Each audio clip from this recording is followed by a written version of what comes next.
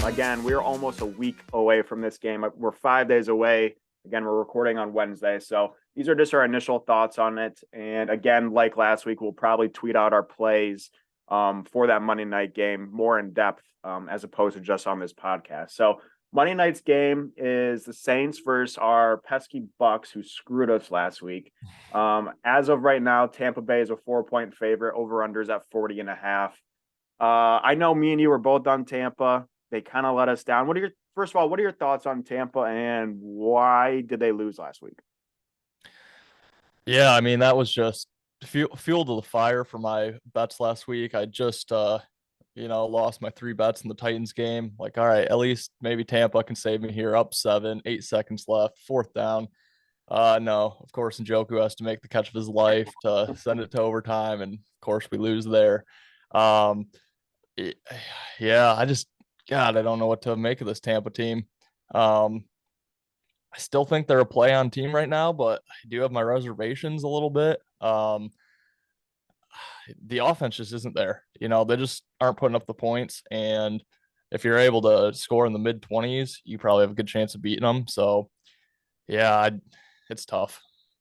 Yeah, I agree with that. And kind of the play calling was just so bad in that game for Tampa. I don't know what's going on coordination or coordinator wise, but you would expect Tom Brady, who, what, 45, 46 years old or whatever he is, so you maybe step in and say, hey, that's a stupid play call. Or maybe Tom is, just doing that and he's just not good at play calling. But whatever it Right. is, offensively, they're not there. They're still a really good defensive team.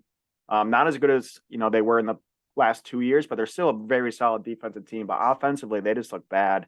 Yeah. Um, you would think they'd be better with Godwin and Evans. I know Fournette's dealing with injuries, but they have two really good wide receivers, a couple of decent tight ends, and then a very solid defense. So you would expect them to be better, which is surprising to me. They still are leading that division. And again, we talked about the NFC South. That's a very, very weak division.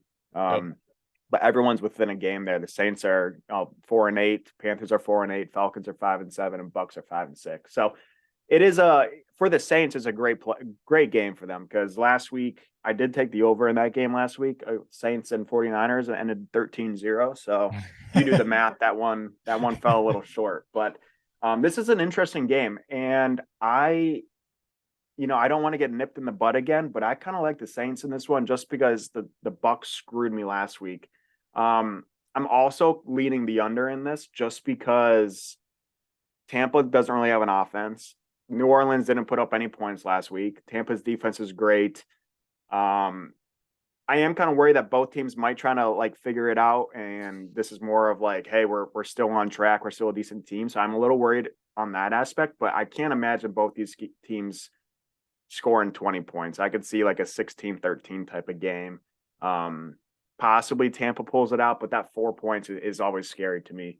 Um, yeah, it's an interesting game, but it has a lot of implications on the NFC South. Yeah, for sure. You're telling me the over in that Saints game wasn't 12.5 last week? No, yeah, it was at 11 at one point, but Yeah, missed the number there. yeah, No, yeah, I do agree with you on both side and total in this game. For starters, it is a revenge game for New Orleans. They did lose to Tampa in week 2 this year. And as you and I both know, Tom Brady in his career has just really struggled against the Saints. Um, so I do like New Orleans to keep it within the points. I don't know if they'll win outright. I actually hope they don't win outright because I do need Tampa to win that division. okay, Um, but I think the spot also favors New Orleans a little bit. They're going into their bye after this week. I always like playing on teams heading into their bye week. Tampa goes to San Francisco. So they've been traveling. They're up in Cleveland, come back home for this game, got to go out west. So kind of a not great spot travel wise for Tampa. And as far as the total goes, I like the under as well. I believe last year at Tampa, this game was 9-0. New Orleans was the final. Um, Not saying it's going to be that low again, but like you and I have kind of mentioned, I just don't think either offense is very competent of putting up 20 some odd points apiece. Actually, Tampa's only gone over 22 points one time this season. And New Orleans is only averaging 12 and a half points over their last 4 games per game. Um, the one thing that does worry me about the Saints is they're dead last in the NFL in turnover margin at -14. Oh I God. think the next closest is -10. So it's quite a little gap there. However, I do think at some point, they're not going to keep turning the ball over just astronomically. I think it will come back a little bit. And Tampa only has 11 takeaways on the year, which is fifth worst in the NFL. So I think they could at least keep the turnover battle, maybe lose it by one, maybe, have it even, or maybe even win the turnover battle. So I don't think there'll be too much of an indication of how this game goes, but just wanted to put it out there. So yeah, I actually like New Orleans quite a bit at the +4, and I actually Okay. like the under quite a bit as well. I could also see it 16-13, somewhere in that range. Hopefully Yeah. Tampa winning 16-13. Yeah. And again, lines might move. The decisions might change in the next couple of days, but I think we're both on the same page there. I will say this about that game. In my one fantasy football league, I have a 1% chance at making the playoffs. I don't know the math on that, but there's 2 weeks left, so I'm assuming I have to win out, and a lot of people have to lose. But I will be starting Taysom Hill.